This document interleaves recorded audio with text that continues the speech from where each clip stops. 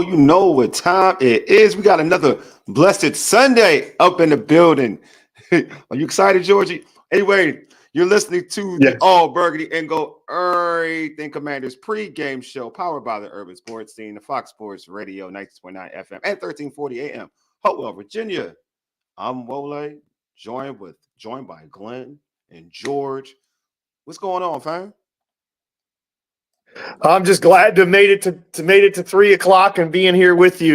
Was doing some cleanup stuff over at my stepdad's, and I got home, I got fed, I'm ready. Let's get to 5 and 2. Hey, and we got Glenn live from Northwest Stadium. What's it called? Northwest Stadium. On site, no less. On site. I think Glenn's on mute. Can you hear me? Yeah, he's on mute. He's definitely on mute. He's focused. Yep. All right. Well, Glenn. There he is. Oh, now we're getting no sound. No audio from you, Glenn. There you go. What's up? There you go. I can hear you now. Go ahead. Oh, let me fix it. I got you. Yo. All right. Yeah. So what's up? Yeah, no, just having fun, man. Enjoying the tailgating, enjoying the atmosphere, and I'm ready for Commanders dub, man. I know that's right. All right. Well, Washington's home. They're ready to take on the Carolina Panthers. So obviously, and on Darryl Green Day, that's what I call it. It's Darryl Green Day. It is. So there's a lot of pressure. So you know what time it is. We'll talk about all that. But before we get into all that, subscribe to our podcast on Spotify, Apple Podcasts, iHeartRadio, and other podcast platforms. Just search All Burgundy and Go Everything. Also tweet us at ABG_everything. Hit us up on IG at ABG_everything. And if you are watching this on YouTube, make sure you subscribe to our All Burgundy and Go Everything YouTube channel. Hit that red subscribe button. Also like this video. Our pregame is also being streamed on the Urban Sports Scene X handle. So if you're there, just go ahead on X and just give it a view. All right, man. Here's the rundown. Here's what we have on tap. We'll chat with Bowie TV's Commanders reporter Candi Waller, Fox Sports Radio Hopewell VA's Commanders reporter Felix Trammell, and Fox Sports Radio Hopewell VA's Panthers reporter Sheena Quick. They'll all be live from Northwest Stadium. I feel like I just want to say RFK or something. I don't like Northwest Stadium. Northwest Federal Credit Union, right? I'd rather say Redskins or something. I won't even lie to you. Like that doesn't even feel right. Isn't that the name of Kanye's and Kim Kardashian's child? Northwest. Redskins? Is it like Redskins? Oh, Northwest? Oh, yeah, it's right. North something. North Star? I don't know what it is. I don't be paying attention. I ain't gonna lie to y'all. I ain't gonna lie to y'all. Anyway, we are live from Northwest Stadium. We got Bowie TV's Candi Waller, and we also, I see at the moment, we also got the homie from Fox Sports Radio, Hopewell, Virginia, Felix Trammell. What is going on, folks? Hey. What's up? What is good? We're glad to have you two on. So, well, Candi, I'm gonna start with you because I know you guys are real busy. Let me start with you. Give me some what are the notable inactives and actives for today? Listen, the inactive list is short. Like it is very short, right? So, Jeff Driscoll, Chris Paul, Tyler Owens. We already knew that Lawrence Armstrong was not going to play today. And I feel like I'm missing one. Oh, Dominique Hampton. There's only 5 people. So everybody else is on deck. On deck. Felix, any surprises for you though, my man? Nah, it's pretty straightforward. I'm still shocked to see what's going on with Jadeveon Clowney and the Panthers. That seems odd to me. In a market where pass rushers kind of at a premium. Kind of was expecting to see him, but as far as the Commanders are concerned, it's what we expected, especially Dorrance after last week, and Tyler Owens isn't ready yet. But other than that, Chris Paul's been inactive all season, so that's not a shock anymore. That's standard practice. I know that's right. So obviously, I mentioned Darryl Green Day. He's getting his jersey retired today. I'm glad it's the perfect game for him to get his jersey retired. To be honest with you, but I'm gonna start with you, Candi. What's the vibe? I must say, it's super dope. Everyone knows, already getting questions of why this hasn't happened previously. We know that, Derek Green wasn't even as involved with the team, if at all, under the previous ownership. So for this ownership group to make sure that this got done within the year of them owning the team shows exactly what type of time that they're on. The fans are lit in Legends Plaza. I did not get to see all of the alumni walk in, but if you all have seen the Commanders page and saw the picture that they took yesterday at practice, to my understanding, there are a lot of alumni here for Alumni Day, as well as to just honor Darryl Green. The fans are already showing up, super lit. Frank Sirius, Scooby, and the Sirius Company was already cranking out there. So you may have seen me post that Scooby had Doug Williams sign his guitar. And so it's just like all that kind of cool stuff going on. Tony Dorsett is here. So I'm like, anytime That's Tony cool. comes to honor Darryl Green, who Darryl Green has shared with us previously that they're very good friends. He's one of his best friends. So this is a very, very cool day. So the vibe is set. The weather is basically perfect. So Mikey Sanders still came in here with a Darryl Green jersey on. We all know that that's his mentor. They talk a lot. And we'll see what they do today. Secondary, don't let everybody down. Don't let everybody down, because today is your day. All right, we also got Fox Sports Radio, Hopewell, Virginia's Carolina Panthers reporter, Sheena Quick on. What's going on, Sheena? Hey guys, how are y'all? Welcome. Hey. Welcome. How are you? So I'm gonna ask you the question in terms of the Panthers' point of view. What are some of the notable? I think Felix mentioned one already, but what are some of the notable inactives and actives for today's game? Definitely Jadeveon Clowney and a couple of guys along that offensive line. It's no secret the Panthers have completely struggled on defense, and it's not going to get any easier for them today. Like you guys, the Commanders are on fire. Jaden Daniels is having a heck of a rookie year, and if they can't get any pass rush, the secondary is going to be in trouble. Is Clowney beefing? What's that? Is Clowney beefing with folks? Not to my knowledge. Okay, I'm just asking. Like, is he getting traded this week? I don't think so. Okay. No, I don't think so. I think it's a genuine banged up injury. Like, for some reason, I don't know who has the voodoo doll with the Carolina Panthers jersey on, but we knew that it was going to be a tough season coming into this season, but it hasn't gotten any easier. Like every week they're losing a starter on the defensive side of the ball. Adam Thielen going down when he did, that was a blow, but the offense has still been able to move the ball light years ahead of what they were doing last year and in the first two games. But there's definitely like a voodoo doll. I don't know who has the brujeria on this team, but whatever it is, I don't know if it's going to take Cam Newton coming through and blessing them. I don't know what's going on. It's like everything that can go wrong for them does. You have Taylor Moton, who hadn't missed a game. This is his 8th season until last week. So, wow. Right. That's why I'm like, everything that could go wrong is going wrong. And I don't even think that is an indictment on the coaching staff. This coaching staff, obviously, they inherited a mess. It's not going to be done and fixed in one off season. But these growing pains are great for Dave Canal. Yeah, thank you, Glenn. Appreciate you. So I'm gonna go. Hey, Felix, let me go to you. Obviously, Jonathan Allen's out for the season with the torn pec. Who do you expect to step up for the Commanders today in his absence? I expect Obata to step up. I think this is Effie's time.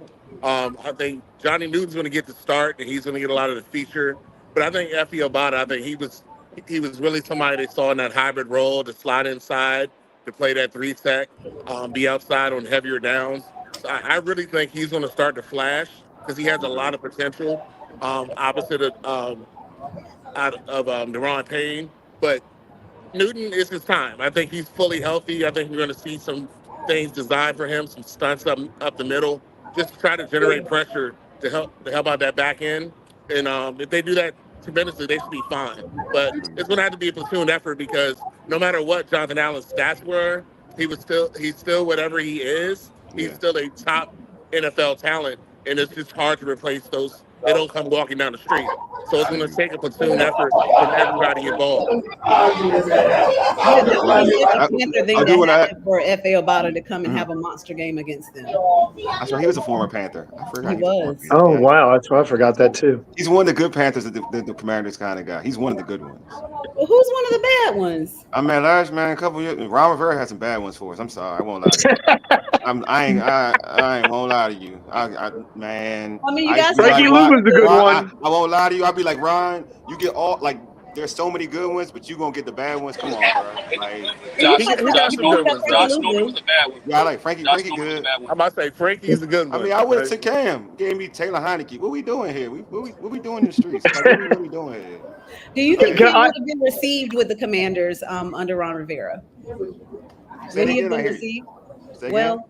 Was he received well? Do you think Cam would have been received well if he had come over with Ron? He would receive well with me. I don't know. I mean, I would same here, but 50-50 thing, Sheena. Yeah, it would have been a 50-50 thing with this fan base. I mean, that's everybody else. I can't go. With me, we've been good. Me and Cam have been good. Yeah. I'd rather have Cam over Taylor Heineke and Allen. Well, wherever his name was. Well, you guys who do the Commanders have that have been heavy on the trade rumor circuit as the deadline comes up? Hey, I'll let Candi and Felix talk about that.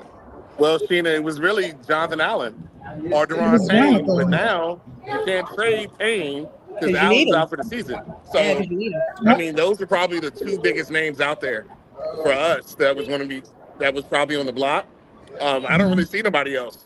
I mean, there's nobody else there unless somebody wants to take a flyer on Forbes, which I don't think there's going to be many buyers on that front. So that was the real trail bait. It was one of those two tackles. Now that you lost one, you got to keep the other one.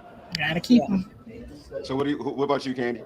Yeah, I mean, the only other thought was exactly what Felix was saying. Maybe Forbes, maybe Jamin Davis, because they've been inactive throughout the season, but they're all active today. And it doesn't mean that, Adam Peters effect won't still come into play, right? You get something for either one of them, but I don't see anything of enormous value. Not at this time. My man Paul got a question for you, Sheena. Says, question, who are the Panthers trading? Because there's a lot of folks there's some folks from Carolina that Washington wants. Well, the fan base wants. There's like one in particular, though. Like a corner. Deontay? No, everybody wants to corner. Miles. Are you talking about Miles? So that was they want JC. They want JC. Everyone wants JC over here. No, I thought you were saying the Panthers fan base wanted to trade. Oh, no. Oh, What is Washington fan base? They want one of y'all players. They want your cornerback. They want JC. I could see that. I thought it was really interesting, the graphic that was going out with, I guess, Adam Schefter or Ian Rappaport. I kind of get them mixed up. One of them had a number of players from each team that should be, on the watch list. For the Panthers, they had Bryce Young, Jonathan Mingo, Adam Thielen, and Deontay Johnson. And I was kind of surprised that they didn't have Miles Sanders on that list, because I would think that he would be more tradable than any of those four guys, especially with Jonathan Brooks coming in and Chuba Hubbard running the way that he has been running. But Chuba also is in a contract year. So, they have to figure out how to extend him, and they don't know yet what they have in Jonathan Brooks. But Miles has been getting fewer and fewer touches. He only played 35% of the snaps last week, and it's going to go down as they acclimate and incorporate Jonathan Brooks into that. Now, on the defensive side of the ball, I don't know anyone that would fetch a big, compensation other than J.C. Horn, as you said, because they just have not performed well on that side of the ball. I didn't understand fans wanted to shop Deontay Johnson after 2 weeks ago. And I didn't understand that, because I'm like, why do you want to, every time a player starts to play well, the Carolina fan base wants to trade them. And that has never boded well for this franchise. You can't build anything when you're trying to shop the players that are making moves. That this has not worked out for them. They've gotten pennies in exchange for, Brian Burns, Christian McCaffrey. I just don't understand why you would want to trade one of your playmakers as you're trying to build up the other side of the ball. Because let's say you do trade Deontay Johnson, whoever's playing quarterback next year, then you're going to be complaining that he doesn't have a wide receiver one. Mm-hmm. So now you might get, That's right. address the defense in the draft, but now you can't move the ball. So they don't like to have two things that match in Carolina for some reason. I've always said they have peanut butter and no jelly, they have ham and no burger. Like they don't have complimentary football. It's been a while since they've had that, and I think it's a little bit more palatable this season because the team was 2-15 last year. They should have been 0-17. Like, let's just keep it a band. Those two, they didn't lead for any amount of time in those two wins. Those were walk-off field goals. So literally by the skin of their teeth, they could have been 0-17, which means there were tons of holes that had to be fixed. They had Brian Burns contracting. So it wasn't a lot that Canales could do, but I don't disagree with how he went about getting some protection for Bryce Young, because that was supposed to be the future of this franchise. You gave up so much to go and get him. You needed to protect him, and you needed to see what you have in Bryce Young. Last year wasn't a good. You can't analyze him off of last year. He was getting hit every snap, 62 sacks or something like that. And that doesn't even include the quarterback pressures and hurries and just the quarterback hits. So that was of utmost importance. And it seems like they got the offensive line together. They added some weapons, but they lost 5 starters on the defensive side of the ball. But that's just how it's going to have to be. This is not a glowing destination for free agents. So you're going to have to draft and develop. You're going to have to get these guys via trade. No one is willingly coming to Carolina without a bag, and just the history of how this team has performed and, the constant turnover in the front office, they have to pay the loser tax right now. You're going to have to overpay for free agents. And I don't necessarily know that they have the cap space to do that going forward. So you extend Deontay Johnson, and then you work on drafting and developing the defensive side of the ball. That's the only way to kind of have any type of sustained. I'm not even going to say sustained, because I can't say they can keep pounding. They haven't started pounding in a long time. They haven't pounded. So that's you're just going to have to deal with the ugliness of growing your franchise. That is just what it is. And I know Panthers fans don't want to hear the patience word, but that's really all you can do right now. I do, before we get into some Commanders stuff, I do want to ask this question because you mentioned Bryce Young's name a lot, and it was a kid I liked out of Alabama. I like Bryce Young. What's up with his situation? Is it going left, or are they still look at him as a guy who can probably turn it around? You can't really tell, but I do think that Bryce Young will get another shot in Carolina. Okay. I do think that because you can't just trade him away for nothing. Like I said, you gave up a lot to get him, and he's on a rookie contract. Yeah, true. You know what I mean? Like that's the money side of it. You have to look at the money side of it. I think that Bryce, I still think that the first 2 weeks of the season, he was still shell-shocked from last year. Mm-hmm. I do think that a lot of people disagree with him being benched at the time that he was benched. I don't disagree with that.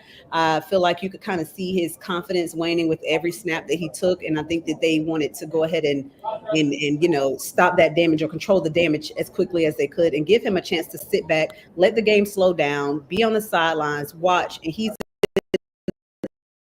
uncharted territory. So it depends on how he responds to that. I don't know that Bryce Young has ever been on the sideline looking in, outside looking in. It's an unfamiliar space for him. He's always been on teams that were successful. He was never on a team to where the team's success depended solely upon him.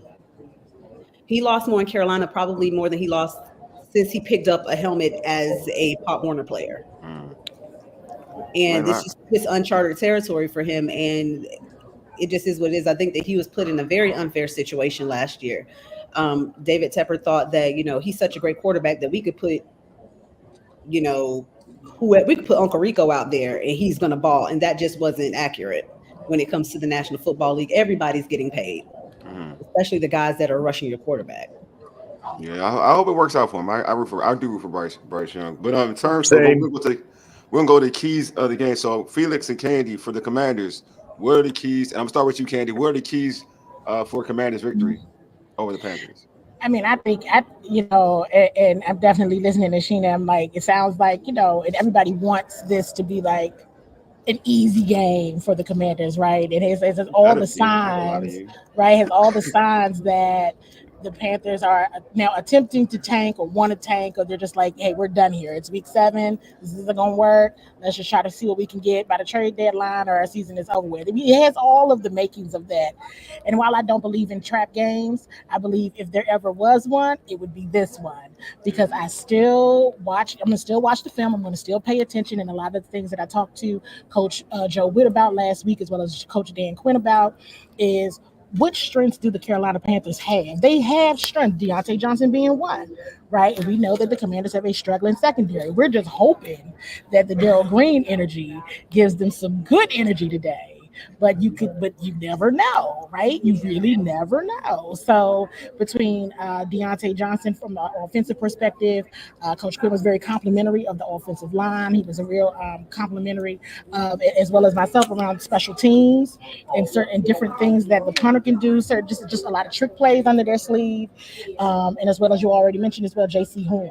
So it's still kind of like there's enough player pieces still on this team that you can't say, you know what, they're trying to lose. They want to lose, because if ever there was anybody that still needed film to look good on something, it would be the players on the Carolina Panthers.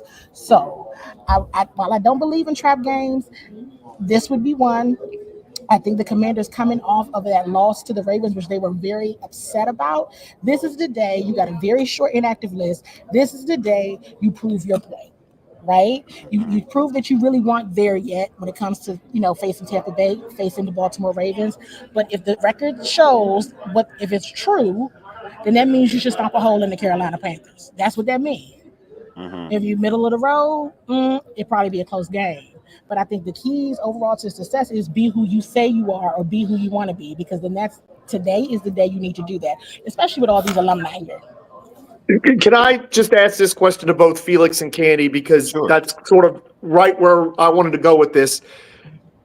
I know they're upset about last week, but last week proved that this is a legitimate outfit, one of the most legitimate outfits we've had for many, many years.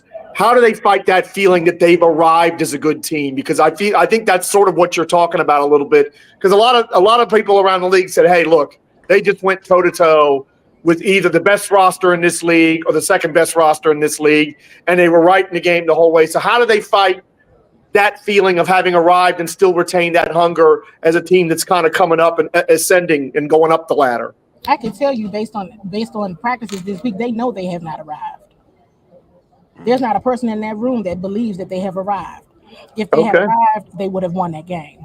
It's real simple. They lost. So they have not arrived. There's not anybody that's listening to, even myself, right? When I was like, hey, Commanders fans, you shouldn't be upset. I thought Coach Joe Witt was going to throw the mic off the table. I was like, okay, well, he's upset. He's upset. Okay, so, all right. Everybody's mad. So I don't think there are no moral victories. And I think they really mean that. Coach Dan Quinn shared that Tuesday, everybody was ahead of schedule. There were folks in film study. There were folks getting treatment. There were folks on the field. They were moving on to Carolina, but they also understood we are not where we think we are and who we want to be. So if the loss showed them everything that they needed to know, and there's not anybody that thinks they have arrived. They haven't. So, hey, Felix, for you, I'm going to go to you. What are your keys for Commanders victory? Candi should be in the locker room giving the pregame speech. But no, I know I got a little. I'm not even playing. I'm about to go down here. I got a little inspired by that. I'm in royal blue and I'm fired up. I'm inspired. Not as bad as Candi, but I think NFL, there are no blowouts, there are no give-me's. But if they need to act like the better team, which they are, which means whatever the game plan is, execute it. If the game plan is to take away Chuba Hubbard, do that. If the game plan is to sack Andy Dalton, do that. And if you do those sort of things, then the team is trending in the right direction. Because we see any given Sunday, anybody can beat anybody. So it's not a homecoming where you're picking up some slack directional school to play. No, you got to play the Carolina Panthers, but you got to use the crowd. The crowd is electric, and you just got to come out and do your game plan. Brian Robinson needs to get the ball a ton. Get Terry the ball quickly. Get him going. Use the tight ends. I think if we use the tight ends more, that'll lead itself to victory. But like Candi was saying, the team came in focused today. That's all I saw on their face. There was no ha, we're ready to go. Because previous teams what would have happened last week and they would have been almost won, they would have walked around like they were Super Bowl champions. That was not evident. And I think that is where the page is turned. So the key to victory, control Chuba Hubbard. That's number one and number two. Yeah. And then Deontay Johnson is number three. Everything else will take care of itself. Let the offense be the offense. Jaden Daniels doesn't have to beat the world. Just do what they've been doing, and they should be successful today. Yeah, you'll know if they come in flat. You know they went to Howard's homecoming, Bowie State homecoming, or College Park homecoming. They come off flat. You know where they were at. You know where they were at. Homecoming weekend. I know. Hey, I'm just telling you, they come off flat. You already know what time it was. Yeah, they was the Yard Fest. Yeah. Hey, so Sheena, I'm gonna ask you, what are some of the keys to the Panthers? Run, Chuba, run. I mean, you have those two stout guards and Damian Lewis and Robert Hunt, who have been phenomenal this season. Chuba Hubbard is having the best the best season of his career thus far. He's running with purpose. He's running with power. He's running with speed. Establish the run game and then everything else to open up. I know Deontay Johnson's going to do what he does. He's a proven one of the best route runners when he knows he's getting that ball. Phenomenal. But I don't think you guys accounted for the rookies. The rookies really are developing each and every week. They're getting better and better. The Panthers have not had a pass catching tight end since Greg Olsen. Jatavion Sanders gives them that. I like Xavier Legette, big body, speedy, sure hands. He said it's his ball, nobody's. 50 balls he's coming down with those the last 2 weeks. And Jalen Coker, during the preseason, off-season training camp, he was a fan favorite. I'm like, I've got to do a little bit more research on this guy. He was undrafted, but he is proving his worth every single week. He's starting to take snaps away from Jonathan Mingo, the Panthers' second-round pick last year. So those are my keys on the offensive side of the ball. The defensive side of the ball, get back to your fundamentals, like tackle. And not each other. Don't jump all over each other. Get some pass rush. Get a little bit of pressure. I mean, get to Jaden Daniels at least, because if you let him sit back there, he's going to pick you apart. And it's putting a lot on that secondary with J.C. Horn and Troy Hill was just released with J.C. Horn and Mike Jackson. I haven't been particularly impressed by this play from the safeties. It looks like there's lots of miscommunication, lots of busted coverages. That can't happen today, or it can get ugly really, really fast. So it starts up front on both sides of the ball if they want to have a chance to compete and actually be in this game as time winds down. All right, we're gonna go prediction mode. So Sheena, I'm gonna start with you. Give me your prediction and score. Well, I gotta give you a score. All right, are you gonna predict the score? Just give me who you think gonna win then. Then just say you think who's gonna win. I think this has all the makings of like Candi said, a trap game. I wouldn't be surprised if Carolina pulled this out. Okay. All right. So you got Carolina winning. I got Carolina. I can go. All right. I just gotta make sure you on it. I gotta make sure you on it. All right, Carolina. Okay. Yeah, I got Carolina. Felix, you next, bro. What you got? Who you got? 31-14 Washington. Oof. All right, Candi. Well, I've been betting against the Commanders every week, so I'm just going to keep doing it. Are you all right? I'm not Jerry. I stopped doing that because my girl is on a roll, man. Listen. I mean, it didn't work for me either last week, but it's worked more than it hasn't. So I give you that. I'm going Carolina. I give 20, you that. 24, 27, 24. I swear they lose on Dale Green Day. I swear they lose on Dale Green Day. That'd be a good way to throw away all the progress they've made this first 6 weeks, last 5 weeks. You know what I'm saying? Hey, I told you, stop trying to come for me. I picked Washington to lose every week because they was winning, and I kept doing it. I told you I'm not Jerry. I got that in me. Like I got voodoo stuff in my mind, so don't mess with me, bro. Sheena, that might be who got the Carolina Panthers, though. We found them. Police. This guy. What did the guy say on the train? Police. We found them. I knew it was somebody. Like, there's no way that all this stuff happens to one team season after season after season after season. We found them, y'all. There you go. Summer Jam screen. All right, y'all, man. I appreciate y'all. Twitter. I appreciate y'all for being on, man. Go ahead, y'all. Do y'all little busy work because y'all doing great work over there, man. So I appreciate y'all for taking the time to do this while y'all got to focus on covering the game. So I appreciate y'all. Thanks, y'all, for having All me. right. All right, That's y'all. Thank bless. you. See y'all. Applause for everyone. Bye. Awesome, Thank man. you. Awesome. Was good, man. Great, What a man. great group. Yeah, what a great group.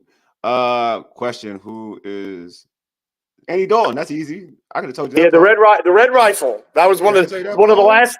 That's what my grandfather was a big fan of his in college. That's one of the last guys that he was like, that guy's going to be a good NFL quarterback, and I think he gets a check mark for that. I liked him out of TCU. I liked him Yeah. out of TCU.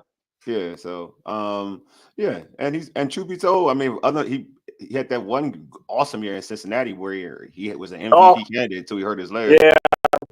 So no, Andy Dalton is Until they blew that game to Brock freaking Osweiler. Yeah. Until they blew the game to Brock freaking Osweiler, and they got the bye. Otherwise, they might have been in the Super Bowl that year. I agree with you, Mike. He's been playing, and he's been playing decent ball too. I'd say it was interesting to listen to Sheena. Like, are you good now? It was interesting to listen to Sheena talk about the rookies and the development.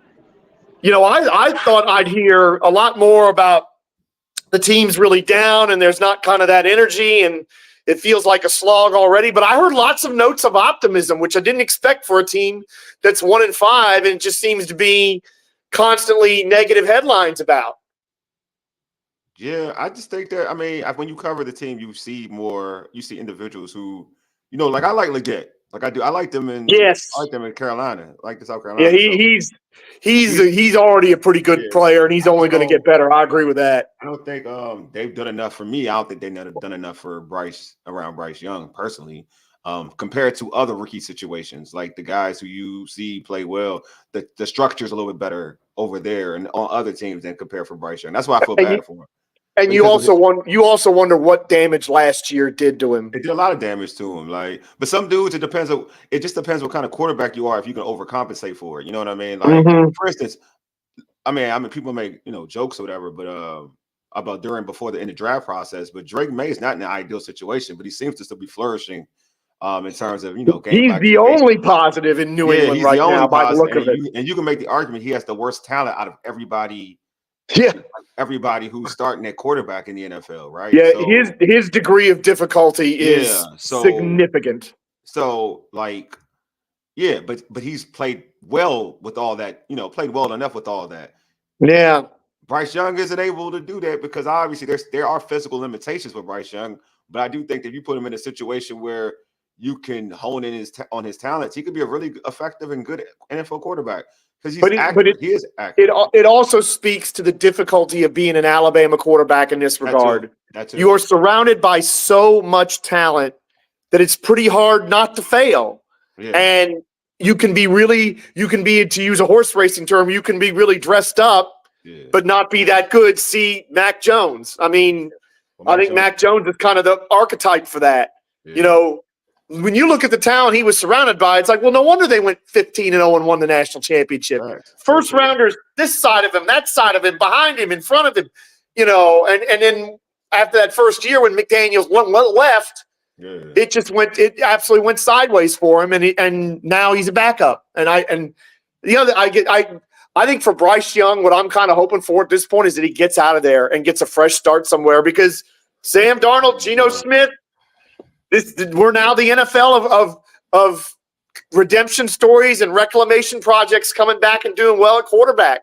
Why couldn't it happen for Bryce Young in another city? I mean, it definitely can. He's still young. I just got the right situation. It's all about being in the right situation. But I mean, good luck to the Panthers after this game, but not today.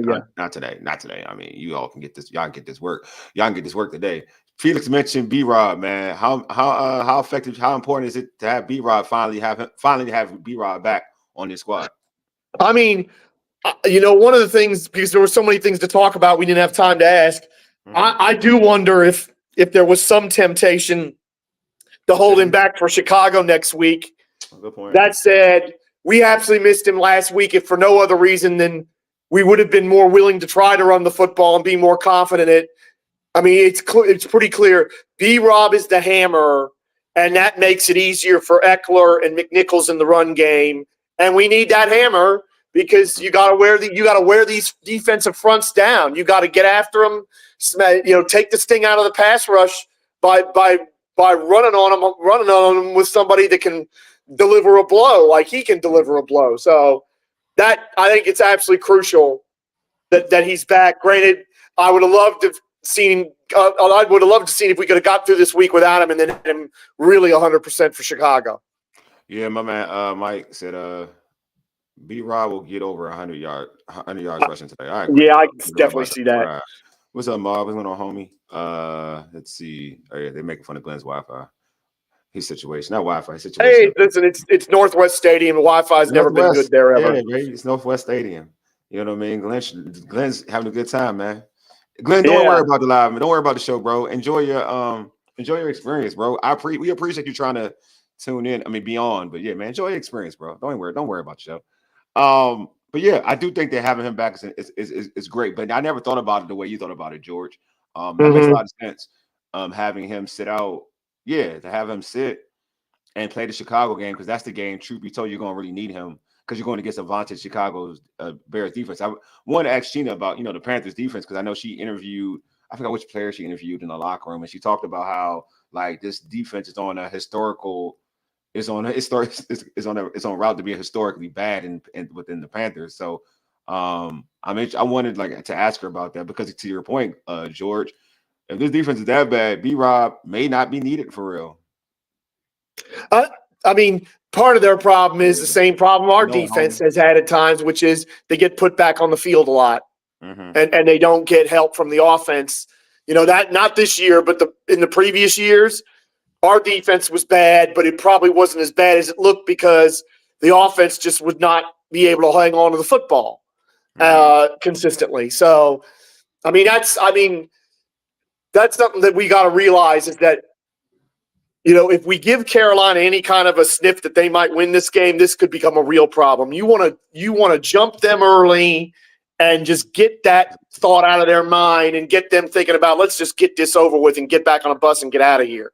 My man said Jaden will throw for over 300 yards and rush for over 50. Jaden hasn't thrown for 300 yards yet. That'd be dope. I can see the rush over 50. I don't know if he'll throw for 300, because if this game goes like I think it's going to go, Jaden might be sitting in the fourth quarter, which is fine by me if that's the case. Oh, that'd be good. That'd be good. It'd be a good day. It'd be definitely a good game to pat some stats, though. I ain't gonna hold you. Oh, absolutely. Mike said Jay and Ricky of the week again. Yeah, I think that actually is becoming standard at this point. I can't believe he got it last week because Caleb really cooked Jacksonville in London. It's a voting thing, so now it doesn't even matter. Yeah, now it doesn't matter. But I mean, Bears fans need to stop trolling other content creators and start voting for their dadgum quarterback. What they need to be doing. Time on voting. Then they're so pissed, they need to vote because it's. I didn't know as well. I didn't know it was a fan thing at first, and then I asked, I was like, 4 touchdowns is normally beats in anything. 4 touchdowns are going to normally beat anything, period. Yeah. 4 touchdowns. I don't care who you play against. People always, there have been games that I've seen. I remember Mark Brunell had an amazing game against a bad Houston Texans team. But he was player of the week, offensive player of the week. And Mark Brunell was having a horrible year he was having a meh year that year. And I was like, okay. So I guess. I mean, it's cool that I was saying this on social media. It's just cool to have a player that it's not just his fan base, a player that a lot of people just like. You know what I mean? Forget just voting. It's not just Washington that votes for him. It's other individuals or other fan bases are voting for him. So it ain't just here. I mean, the fans here are voting, but there are other people voting. He is a face of the league already. When they put that picture of him on their Twitter background, the NFL did with him doing that, it's like that was a moment. Yeah, I agree. Hey, this is Paul. I call this the Ryan Kerrigan kind of game. This is what I call it. You're not gonna hate me for that, right? I'm sorry. That's the Ryan. Well, this is some people will call it hating. I'll call it truth telling in this case. I'm saying this is definitely that type of game where we all feel good about stuff. We all feel like this person is whatever. But yeah, I'm happy that but all in all, if he's 100%, if he's truly 100%, I think he should be playing. If he's not 100%, then he shouldn't be playing. I think it's interesting that he absolutely wanted to play last week, and they were like, no. And you know what? That's a change too, because too many times going all the way back to Shanahan with RG3, we've had coaches kind of fold when the player's like, oh, I want to play, and then they get hurt worse. So it's kind of good to see the coaching staff standing up and saying, no, we're not going to let you do that. He is that type of dude, though. Like, absolutely. Obviously, he gets shot in one place, so he's crazy. He gets shot in the leg in one place, so he's like lost son of Krypton. What I tell you, he's Brian L. Robinson. Yeah, I like that one. I actually like that. We mentioned on the show I have no question. I'll just put it out there. I swear, they lose on Dale Green Day, they're gonna lose me, right? Because they did this is homecoming. This is a homecoming game in every stretch of imagination. Yeah, this Howard homecoming. It's Bowie State homecoming. Like it's College Park's homecoming. We don't want it to go like Howard's homecoming went. I'm just telling you. Not Howard. I mean, it is what it is. But people don't come for Howard's football games homecoming, so it don't even matter.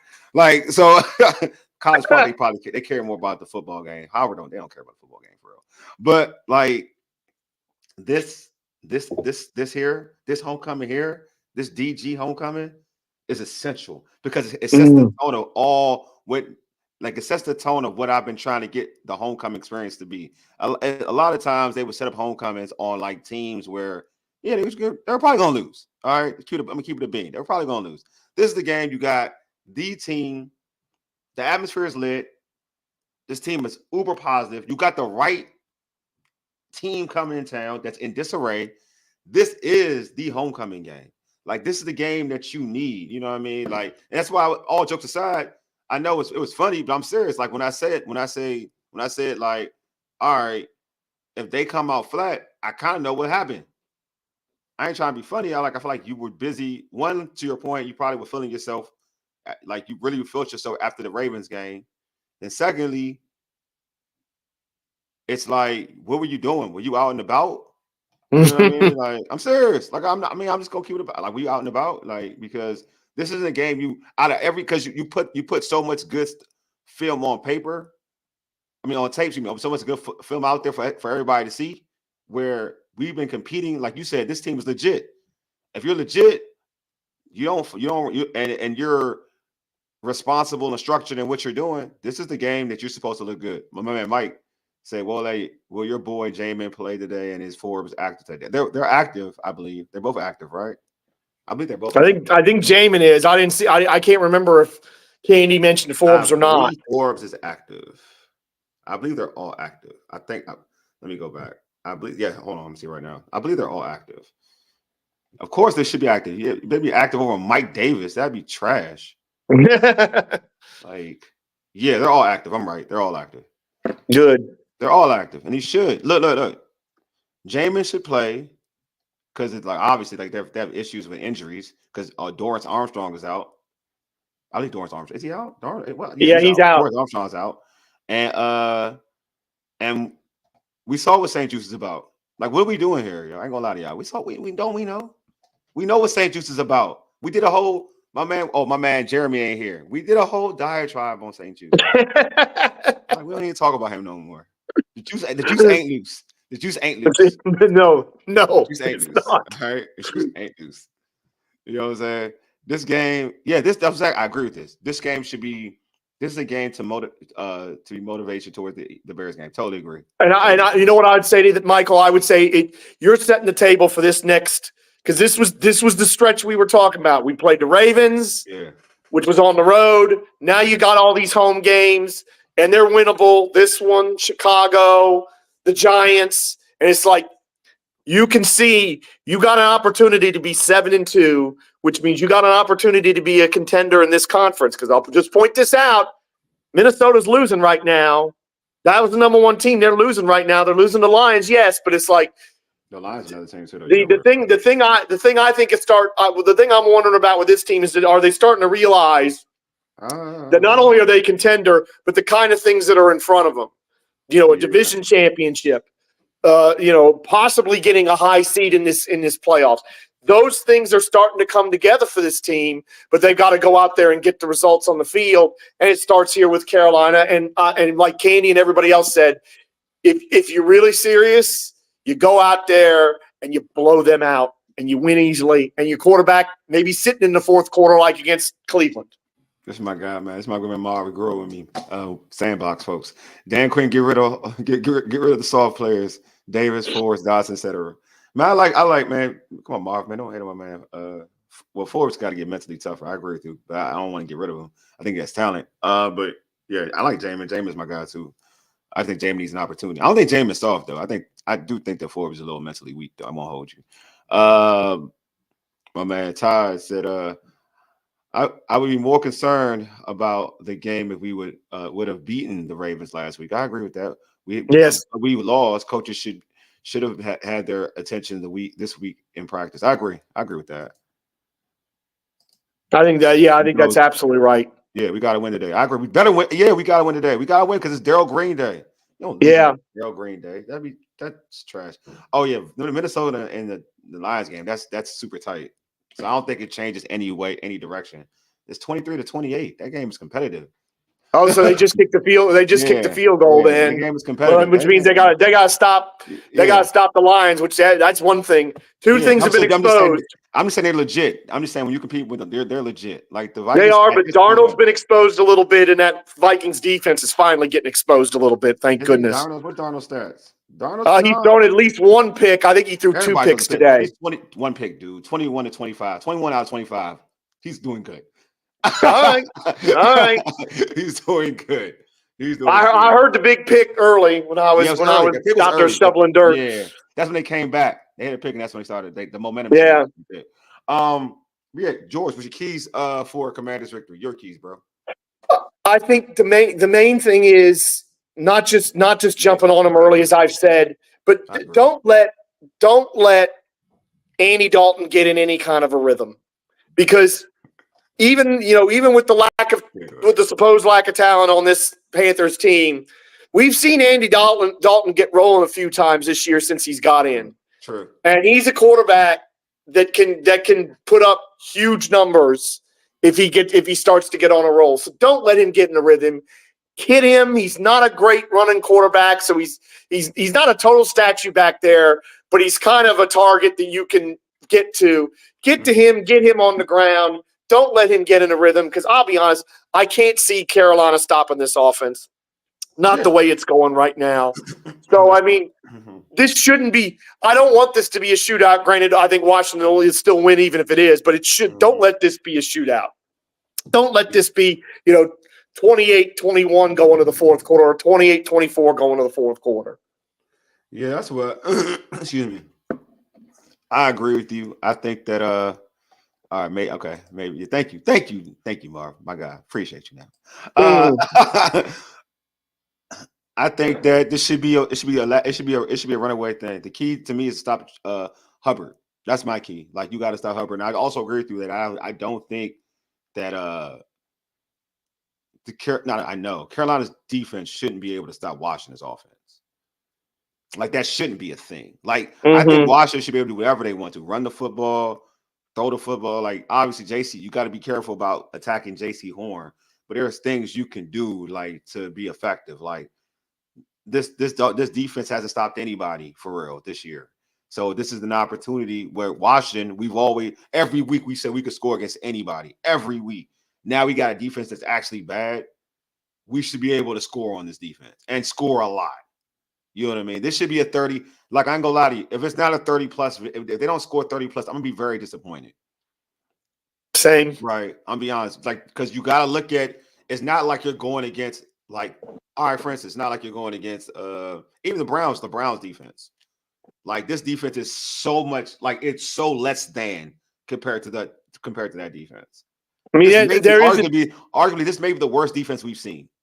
I mean, I think that's quite right. And it's like, I don't think we're going to have a stretch of struggling like we did against the Browns today, where we shouldn't. Exactly. So I just feel like, I think, and also I've like a Jaden Daniels now, like we talk about Jaden, he's getting better every week. He's gotten better every week. This should be one of his better games because he just continues to get better and improves as a quarterback. But yeah, I don't think this is, I believe Cliff will pull some trick plays on them today. I mean, I just feel like treat them with like an NFL team, and then I think the rest will take care of itself. Like, don't be too cute. Like, go in there like you're playing the Detroit Lions. treat everybody, and then you'll get the outcome that you want. If you treat them like you treat the Detroit Lions in terms of playing hard and competitive, like playing hard and playing tough and being sound and structured, you'll have the outcome that you want. Paul, this should be a Warriors type game. An hour started. Yeah, I agree. This is what it should be. I started in the fourth. I agree with you. That's the type of game it should be. Todd said Vikings are about to win this game. Yeah, they just got a defensive touchdown and took the lead, the Vikings. Oh, for real? That's what I'm saying. Yeah. Ain't no joke, bro. Told you. Our issues, we have all the money on the defense front, and we went cheap on the whole secondary. Yeah, I know. We did go cheap secondary. But that's the thing. Yeah. That's where you give the front office time to build it, but you also hope, or I hope, that they do trade a draft pick and try to get a corner in here to help. Yeah. And have and maybe create a little bit of a ripple effect where getting somebody better in as a one moves everybody down and maybe gives everybody a fairer matchup down the line against some of these other teams. Yeah, I just feel hopefully, but yeah, this is my big message. Just don't lose on Darryl Green Day. That's all I care about. Just don't lose. Even if you don't win if you don't blow them out, just don't lose on Darryl Green Day. I'm sorry, just don't lose. I just can't have that. I can't have that stress in my life. I won't lie to y'all. Mm-hmm. So what? All right. So George, what are you? I said you are Garrett Key. So give me your prediction. I have Washington 42-17. I think they're going to win comprehensively here. Even though they didn't win the game last week and didn't even cover the number, I walked out of that game feeling so good about this team, about where they're at. And then Candi kind of confirms it, talking about the way they practiced and the way they conducted themselves after that game. They're not – I don't think they're going to suffer the kind of losses that we've seen so many Washington teams suffer when they thought they were good. Yeah. And the moment they thought they were good, here they're going to fall on their face. This team's not those teams. Number one, those teams weren't really legitimately good, most of them, maybe all of them. This team is. But I think the mental approach and I think the way they've conducted themselves throughout the week says, okay, this team is not going to get caught with its pants down here and lose to a really bad team. Because the other thing is, it's just with everything in front of them, you win this game and you can start to set the table for those things. So I think they win and they win going away. Yeah, I think that they blow them out. I had it 37. I think I had 38-20 or something. Okay. Pretty close to what I got. So there you go. Man. All right, Marv, man. Game time. Appreciate you, homie. Thank you, Marv. I do. I think it'll be like 38-20. I think they'll dominate. I'm like Paul. I feel like they'll sit players, and the other players will get to play and get to eat. We'll get burned. I won't say eat. We'll get burned. But yeah, I just feel like it should be that type of game. And it gives you confidence going into the next game. Yeah, Paul said something real quick. Not Paul. Yeah, Paul said something about. He said the Lions and Vikings. I'll even throw. I know people don't want to hear it. But I even may throw in the right now because it's a division team. You got to keep the buck. I'll throw in the Eagles. Yeah, the Eagles. They're up 23. I'm not going to sit here and say they're back, but they're doing to the Giants what they normally do. They do. Which makes you think that maybe they might be getting their stuff together. Yeah, exactly. So yeah, you just kind of like I'm not going to go and say. And again, Paul's right about the Vikings lines, but don't forget Tampa because they've got the tiebreaker on us. And frankly, Tampa too. If Atlanta loses, which it looks like they're going to, and Tampa Bay wins tomorrow night, I almost think you can give Tampa that division. To be perfectly honest, Tampa could be. We saw what they can do. We've seen what they can do offensively. Yeah, and they beat Detroit. Don't forget, they've already won at Detroit too. Yeah, Tampa Bay's a pretty serious outfit themselves. They're just a Jekyll and Hyde team right now for a lot of people. That Atlanta loss was ludicrous. Yeah, that was a weird loss. Paul agrees. Nobody can give me a solid explanation for how Bo Nix and the Broncos went in there and beat their tails. Weird. I'm saying they're just a weird. Even though Denver's turned it around, so it doesn't look as bad as it did a month ago, it was still inexplicable at the time. Because you saw the stat line, Bo Nix, they did nothing. But to your point, it's just to your point. I just feel like, they're Jekyll and Hyde team. You know what I mean? Yeah. But back to that's my prediction. I have Washington 38. I told you, Mike, I'm done with my voodoo. 38-20, and we can rock and roll and see how this team responds going into the Chicago game. because I ain't gonna lie to you. I want this game to be over by halftime so I can chill. That's what I do. I want this game to be over by halftime. That's what I want. All right, so George, give me your fantasy player for the day for the Commanders. This was a tough choice. I kind of feel like this is a day that the wide receivers are finally going to get some real play here, because it's been a lot of tight end, and it's been Terry, but I'm talking about other than Terry. I think this is going to be a day, because I'm guessing they're going to put J.C. Horn on Terry, and they're going to try to take Terry away. I think this is going to be a day for the other wide receivers. So I'm going to pick Luke McCaffrey to surprise us all and have a big game today, maybe get a touchdown. You know what? That's not a bad one. I like Glenn said the defense, Washington's defense. Yeah, that's a good – actually, that is a good one. That is a good one. Thank you, Mike. Proud of my pick. Thank you. Proud of me. Thank you. Mike is on board. Yes, finally. Mike's on board. George Darnold is playing good. You mean Sam? No, I know. I heard the early interception, and I was like, oh, maybe there's a few cracks. But he's apparently been damn near perfect since. It's called he's with a great offensive mind. I'm trying to Kevin O'Connell. You guys gotta like understand, like that is the reason he's under. Dog. Bro. KOC is good. He's stupid good. Another former Washington assistant. Seriously.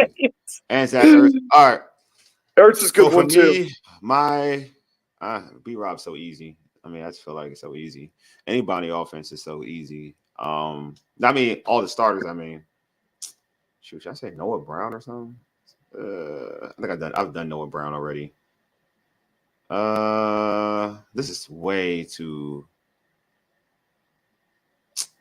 You know what? Because I don't think he had a good game because he didn't have B-Rob. I'm gonna say Austin Eckler. There you go. Austin Eckler's gonna have a great day. I think I think you saw a difference or you could have called it play calling. Either way you want to call it. But I feel like you didn't get the benefit of what Austin Eckler could do with like because you didn't have B-Rob. Now you have the two-headed monster. I think you're gonna get a free, looser Austin Eckler. So yeah, and if there's a big negative for Cliff Kingsbury last week, that's it. Is that there needed to be more Austin Eckler in that game, and there wasn't. Yeah, exactly. I agree. I feel like they didn't run the ball. They didn't run the ball enough. So I can go with that. Brown may have a great which Brown? Oh, Noah. Yeah, Noah probably a good game. I don't know. I mean, I think Diami could have a good game because he's Carolina. I didn't think about that. Carolina, Diami. That makes sense. If you're talking about Noah, though, probably I'm with you with the Noah. It'd be nice to see them throw a go for Diami, see what happens, because he's not going to have the best corner on him. That's for sure. No, he's not. That's true. He's not. See, that's why I don't. I think I'm watching this Cleveland game. I swear, Cleveland be trying to throw like James. I mean, obviously, what's name got hurt, but I don't know why they didn't make James. Why did they move up? DTR. Yeah, over Jamin. Yeah, no, my hope is that they're going to give Jamin a chance to start next week. I mean, I guess they got to see what they've got in DTR because they're 1-6. But really, Jameis should have been starting for them for a while. I don't get like why he should have been starting. But I don't get why you lowered him for for Thompson. That was crazy, bro. That is I think he's trying to get fired. I swear he's trying to get fired. And we're about to have a game-winning kick. We were about to have Green Bay try a game-winning kick up here in about a minute or two or a few seconds. I figured they were gonna win. All right, folks, thanks for tuning in, man. We get about time that Louisville gonna have a good game too. But you manage, you don't do individuals, you do like the whole defense. So you just manage defense. All right, so y'all don't forget to tune in to our post-game show. It'll be directly after the Carolina Panthers Commanders game. We'll be on YouTube and IG Live. We'll also be streaming from the Urban Sportsing X handle as well. So make sure you guys pull up. Subscribe to our podcast on Spotify, Apple Podcasts, iHeartRadio, and other podcast platforms. Just search all Burgundy and Gold Everything. Also hit us up on Twitter at ABG_everything. Hit us up on IG at ABG_everything. And also on TikTok at ABG_everything. YouTube folks, if you are watching us on YouTube for the first time, hit that red subscribe button. Also like this video. Like this video because you automatically, if you're watching this on YouTube, you know what? Nah.